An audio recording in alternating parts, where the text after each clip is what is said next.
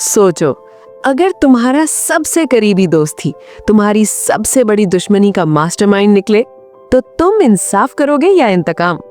ये कहानी है रॉबर्ट की, एक ऐसा आदमी जिसे दुनिया मरा हुआ समझ चुकी है, लेकिन असल में वो जिंदा है, चुप है और देख रहा है। फिल्म की शुरुआत होती है टर्की की एक ट्रेन से। ठंडी रात, खामोश कंपार्टमेंट और एक सिंपल सा आदमी दाढ़ी और टोपी में चुपचाप चाय बना रहा होता है। ये है रॉबर्ट। पहली नजर में बिल्कुल आम इंसान, लेकिन उसकी आंखों में वो सुकून नहीं, कैलकुलेशन होती है। उसका टारगेट सामने बैठा होता है, एक जालिम बाप जिसने सिर्फ अपनी एक्स वाइफ को तकलीफ देने के लिए अपनी ही बेटी को किडनैप किया।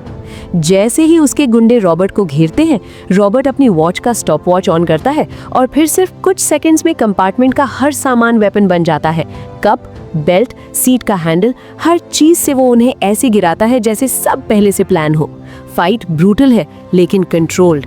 एंड में वो लड़की को रेस्क्यू करके उसकी मां तक पहुंचा देता है और बिना नाम बताए वहां से चला जाता है। अब रॉबर्ट अपनी पहचान छुपाकर टैक्सी ड्राइवर बन जाता है।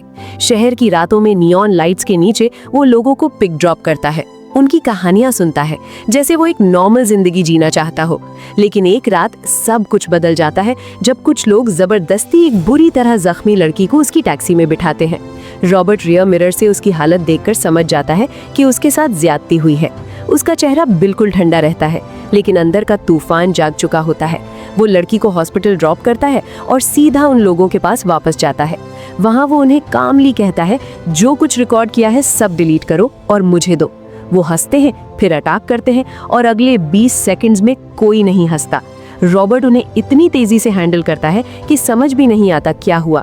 एक को एटीएम कार्ड से स्लैश करता है, दूसरों की हड्डियां तोड़ देता है और उनमें से एक को मजबूर करता है कि पुलिस को कॉल करके अपना जुर्म कबूल करे।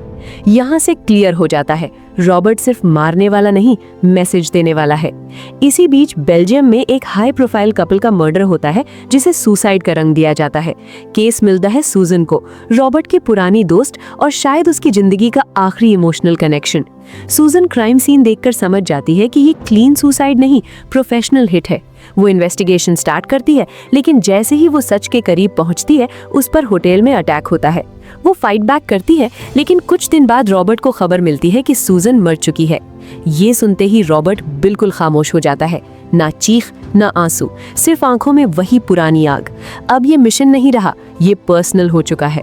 रॉबर्ट वॉशिंगटन डीसी जाता है, सूजन के हस्बैंड से एविडेंस लेता है, उसका एन्क्रिप्टेड फोन क्रैक करता है, CCTV footage frame by frame देखता है। हर क्लू धीरे धीरे एक नाम की तरफ इशारा करता है, डेविड। वही डेविड जो कभी रॉबर्ट का सबसे करीबी दोस्त था, वही डेविड जिसने उसकी झूठी मौत देखी थी जब उसकी कार ब्लास्ट हुई थी।